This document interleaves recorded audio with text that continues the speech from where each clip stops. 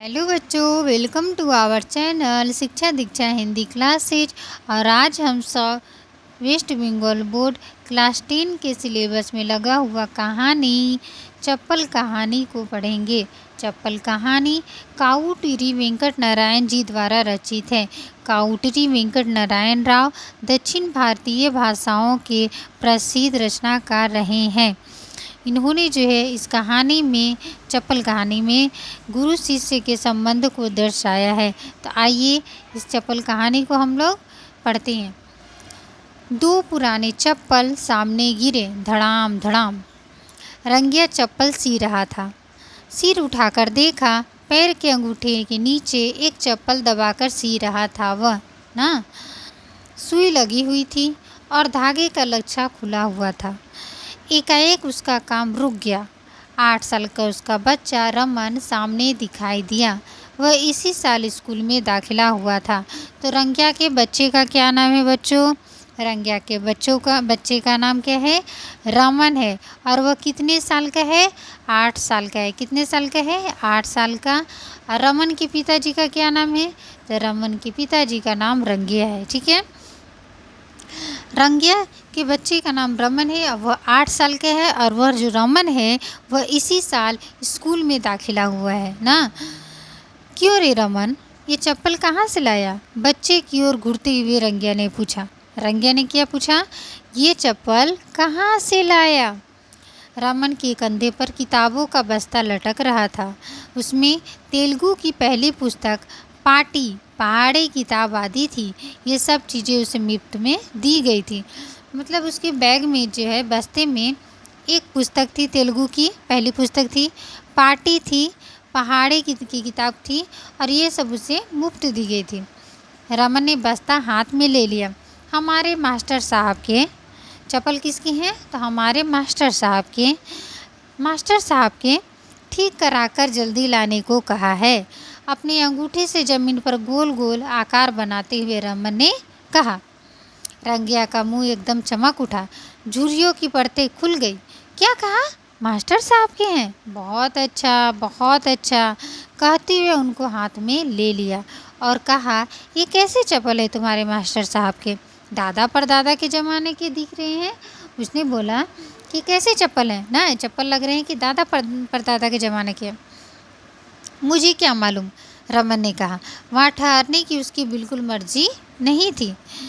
वे चप्पल इतने ख़राब हैं कि ठीक करना बहुत मुश्किल है। चमड़ा तो पूरी तरह से घिस गया है, अंदर के सब गत्ते बाहर निकल आए हैं, उसकी सारी सिलाई टूट फूट चुकी है। रंगिया के शरीर की हड्डियों का ढांचा, उसके बगल में पानी का डिब्बा रखा हुआ था ना। मतलब जो चप्पल थी, वो चप्पल की हालत बहुत ख़राब हो गई थी। वो सीने लायक नहीं थी। उसकी सारी सिलाई जो है टूट चुकी थी ना, और चप्पल के गत्ते बाहर निकल गए थे, चमड़ा पूरी तरह से घिस गया था ना। तो उसने बोला कि चप्पल बहुत ख़राब है। इन चप्पलों को ठीक करने के बजाय एक नए चप्पल बनवा लेना बेहतर है रे रमन।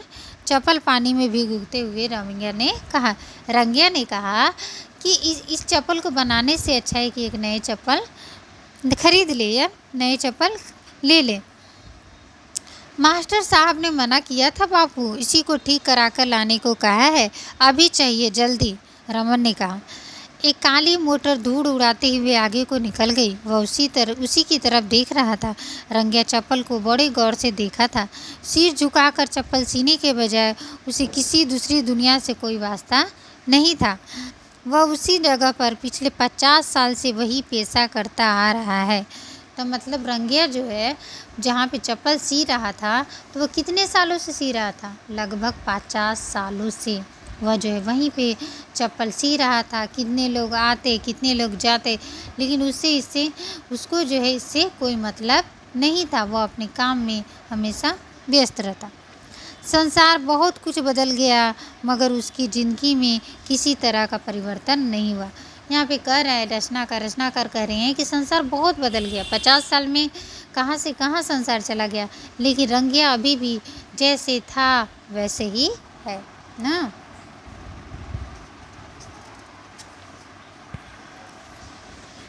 अब इतनी जल्दी नहीं हो सकता है रे। शाम तक जो कुछ होगा मैं कर दूंगा। तू स्कूल से भाग तो नहीं आया चप्पल के बहाने?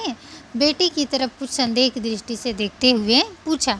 जो रंगिया था उसने बोला, कितनी जल्दी तो नहीं हो सकता, शाम तक मैं इसे ठीक कर दूंगा। कहीं तुम स्कूल से तो भाग नहीं आया चप्पल के बहाने?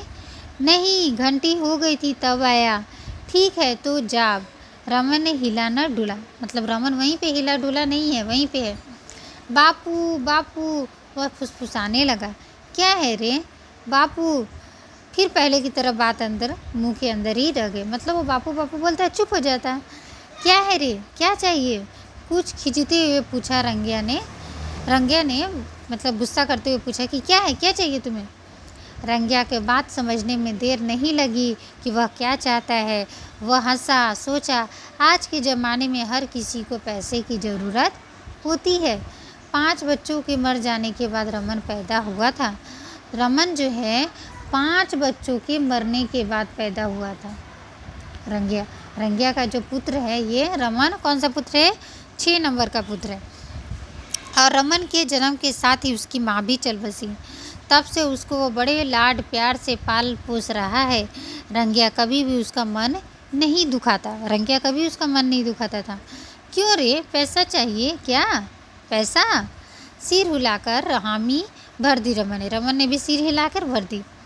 उसने बनियान की जेब से चिल्लर निकाला और उसमें से 5 पैसे का सिक्का लेकर बाकी पैसे फिर जेब में डाल लिए। कितने निकाले रंगिया ने जो है 5 पैसे का जो है एक सिक्का निकाला और जो पैसे बचे थे उसने बैग अपने जेब में डाल लिया। रमन की नज़र उसी 5 पैसे के सिक्के पर गड़ी हुई थी। उसकी आंखों में उतावलापन दिख रहा था। सारी दुनिया उसको 5 पैसे के रूप में दिखने लगी। उससे रहा नहीं गया। झट से उसने अपने बाप के हाथ से वह 5 पैसा छीनकर दौड़ा और दौड़ते दौड़ते बोला, बापू मैं जा रहा हूँ स्कूल। अरे देख इधर, देख रे रमन। रंगिया ने जोर से पुकारा मगर उसको कुछ भी सुनाई नहीं दिया। वह अपनी खुशी से भागे जा रहा था। बच्चे के हाथ में पैसा धर दिया कि जाने वह किस लोक में पहुंच जाता है। रंगिया ने सोचा कि पैसे उसे मिला कि वो पता नहीं किस लोक में चला गया। रंगिया देर तक उसी तरफ देखता रहा जिधर रमन भाग कर चला आया था। फिर होश में आया तो उसको हंसी आ गई। उसने गर्व का अनुभव किया कि उसका भी एक बेटा है और वह दूसरों के बच्चों की तरह बेकार का वक्त न गंवाकर कुछ पढ़ना लिखना सीख रहा है। वह बहुत खुश था। उसका मन एकदम पिघल गया और वह पिघला हुआ मन खुशी के आंसू के रूप में गालों पर बहने लगा। रंगिया की सारी आशाएं रमन पे है। रंगिया की सारी आशाएं किस पे हैं? हाँ, रमन पे है। किस पे? रमन पे। वह चाहता है कि उसका बेटा खूब पढ़े, बड़ा आदमी बन जाए और उसके कुल वालों में अच्छा नाम कमाए। रमन की खुशनसीबी थी कि मास्टर साहब अपने यहाँ उसको खाना देकर पढ़ा लिखा रहे। जो मास्टर साहब थे वो अपने यहाँ उसे रखते थे, खाना देते थे और वहीं पे पढ़ाते लिखाते थे। उनका ऋण किसी भी रूप में चुकाया नहीं जा सकता। रंगिया का हृदय कृतज्ञता से भर गया। चटसाट चलाने वाले उस मास्टर साहब का रूप आंखों के सामने घूम गया। गोरा गोरा शरीर, सिर पर एक छोटी सी चोटी, मस्तक पर भस्म की रेखाएं, चंदन का तिलक, धोबी की धुली हुई धोती, कंधे पर खादी की दुशाला। ये किसका जो यहाँ पे दिखा रहा है कि ये कौन है? ये मास्टर साहब का जो है क्या है? मास्टर साहब का क्या है यहाँ पे? मास्टर साहब को दिखा रहे हैं कि मास्टर साहब का पहनावा कैसा है। तो मास्टर साहब इसी तरह से जो है कपड़े पहनते हैं ना, वे जो है ऐसे ही दिखते हैं। यहाँ पे दिखाया गया है कि मास्टर साहब इस तरह से पहनते हैं कपड़े और ऐसे दिखते हैं। रंगिया के मन में आया कि एक बार उनके सामने जाकर साष्टांग प्रणाम किया जाए। उसकी यह भी इच्छा हुई कि रमन वहाँ कैसे पढ़ लिख रहा है यह भी एक बार देख ले। एक बार स्कूल की तरफ चला जाए तो ये दोनों इच्छाएं पूरी हो जाएंगी। बाजू में चाय की एक छोटी सी दुकान थी। वहाँ के रेडियो से सीलोन के फिल्मी गीत सुनाई दे रहे थे। रंगिया ने उस तरफ देखा। चाय बना रहा था चौड़ी पट्टियों वाला बनियान पहने हुए एक युवक। एक सिंगल चाय। रंगिया ने उसकी तरफ देखकर कहा, रंगिया ने जो चाय बना रहा था उसकी तरफ देखकर कहा, एक सिंगल चाय। चाय के आने तक वह छोटा मोटा काम करता रहा और इसी से 1 रुपया मिल गया। जूते को पॉलिश करना है, साइकिल का एक टायर ठीक करना है, चप्पल सी देना है, जूते की एड़ी में नाल ठोकना है। 5 मिनट तक बड़े आराम से बैठकर वह रुक रुक चाय पीता रहा। फिर उस गिलास में 7 पैसे डाल दिए रंगे ने और दुकान का लड़का आकर गिलास उठाकर ले गया। इस तरह से उसने जो है चाय पीकर पैसे दिए। सब काम पूरा करने में रंगिया को आधे घंटे से अधिक ही लगा। उसके बाद मास्टर साहब के चप्पल हाथ में लिए। वे चप्पल बहुत मामूली थे, उनमें कोई खासियत नहीं थी, मगर रंगिया को बड़े महिमान्वित से लगे, एकदम पवित्र, परम पवित्र। उन्हें आंखों से लगाया। रंगिया ने सबसे पहले चप्पल को क्या किया? आंखों से लगाया। हाँ, इनको ठीक कर दूंगा, ऐसा करूंगा कि मास्टर साहब याद रखें, बिल्कुल नया चप्पल बना दूंगा। रंगिया ने सोचा कि मैं इस चप्पल को जो है बिल्कुल नए की तरह बना दूंगा, ताकि मास्टर साहब हमेशा इसे याद रखेंगे। वह तुरंत स्कूल की तरफ चल दिया। वह चप्पल और अपने सामान वाली थैली एक तरफ रख कर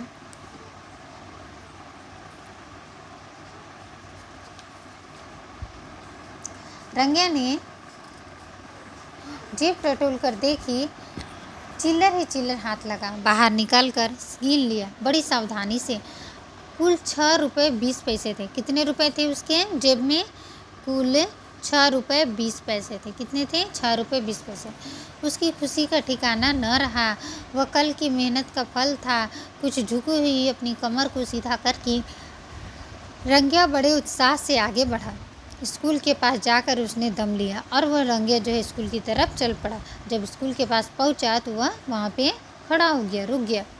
स्कूल एक छोटे से खपरेल मकान में है। आगे दोनों तरफ चबूतरे पर एक अध्यापक बैठकर बच्चों को पढ़ा रहे थे। रंगिया मास्टर साहब को ढूंढ रहा था। अंदर जाने का साहस नहीं हुआ। वह वहीं खड़ा हो गया। एक अध्यापक बच्चे से कुछ पढ़वा रहे थे, बाकी बच्चे उसी को दोहरा रहे थे। उन बच्चों के सम्मिलित कंठों से निकलने वाला स्वर रंगिया को ऐसा तन्मयता प्रदान कर रहा था कि वह अपने आप को भूल गया। मतलब जो बच्चे वहाँ पर पढ़ रहे थे, तो रंगिया ये सब वहाँ पे खड़े खड़े होकर सुन रहा था और उसे जो है बच्चों की बोलने की आवाज़ बहुत अच्छी लग रही थी। वो अपने आप को ही वहाँ पे जो है खड़े खड़े वो अपने आप को भूल गया। तनिक क्षण बीते गए। वहीं पे खड़े खड़े उसे कुछ टाइम हुआ। समय छन कर जैसे बीतता जा रहा था। अपना बच्चा कैसे पढ़ रहा है यह देखने की तमन्ना उसमें बढ़ती जा रही थी। अंदर जाने का साहस उसमें नहीं था, फिर भी साहस करके सीढ़ियाँ चढ़ते चढ़ते रुक गया। ना, कहिए साहब, कौन है आप? कौन चाहिए आपको? एक अध्यापक का कंठ स्वर सुनाई दिया। मतलब एक अध्यापक ने रंगिया से पूछा कि कौन है आपका, क्या चाहिए आपको? रंगिया से तत्काल उत्तर देते नहीं बना। उसे इस बात का भय होने लगा कि कहीं वह ऐसा काम तो नहीं कर रहा है जो उसे नहीं करना चाहिए। मतलब रंगिया अंदर ही अंदर डर रहा था कि कहीं मैं कुछ गलत तो नहीं कर रहा हूँ, नहीं करना चाहिए मुझे। हाँ, फिर बोला, हाँ, अपने बच्चे रमन को देखने उसकी जबान लड़खड़ाने लगी। आप अपने बच्चे को देखना चाहते हैं? हाँ। वह किस दर्जे में पढ़ रहा है? जी, पहली में। तो रमन किस दर्जे में पढ़ रहा है याद रखेंगे आप लोग? पहली में। तो आप सीधे अंदर चले जाइएगा, बरामदे में है वह क्लास अध्यापक ने कहा। रंगिया ने ऐसा महसूस किया जैसे कि वह बड़ी विपत्ति से बाहर निकल आ गया हो। उसने देखा बरामदे में कुछ बच्चे बैठे बैठे 12 खड़ी याद कर रहे थे और उनके साथ रमन भी बैठा हुआ था। तो बच्चे बरामदे में बैठकर क्या याद कर रहे थे? 12 खड़ी। रमन भी उसी के साथ बैठा हुआ था। पढ़ना लिखना उसके भाग्य में तो नहीं बंधा था। उसका लड़का बड़ा खुशनसीब था कि वह कुछ सीख रहा है। रंगिया की खुशी का ठिकाना न रहा। जब रंगिया ने अपने बेटे को देखा कि मेरा बच्चा जो स्कूल में पढ़ रहा है सभी बच्चों के साथ, तो उसकी खुशी का ठिकाना नहीं रहा। मास्टर साहब एक स्टूल पर बैठे बैठे बच्चों से कुछ कंठस्थ करवा रहे थे। उनके हाथ में पेद बाल शिक्षा थी। क्या थी उनके हाथ में? मास्टर साहब के हाथ में क्या थी? अगर पूछेगा क्वेश्चन कि मास्टर साहब के हाथ में क्या थी, तो पेद्य बाल शिक्षा थी, जो तेलुगु की प्रथम पुस्तक है। पेद्य बाल शिक्षा क्या है बच्चों? तो तेलुगु की प्रथम पुस्तक है, आप याद रखेंगे। बोलने वालों में रमन भी था। उसने सिर उठाकर ऊपर देखा। सामने अपने बाप को देखकर उसके मुंह से निकल पड़ा, बापू। मास्टर साहब ने उधर देखा। रंगिया हाथ जोड़कर बड़े विनम्र भाव से खड़ा था। वे उठ कर खड़े हुए। आज के लिए इतना ही बच्चों, नेक्स्ट वीडियो में फिर हम आगे पढ़ेंगे। तब तक के लिए आप मेरे चैनल को लाइक शेयर सब्सक्राइब अवश्य करें बच्चों। थैंक यू बच्चों।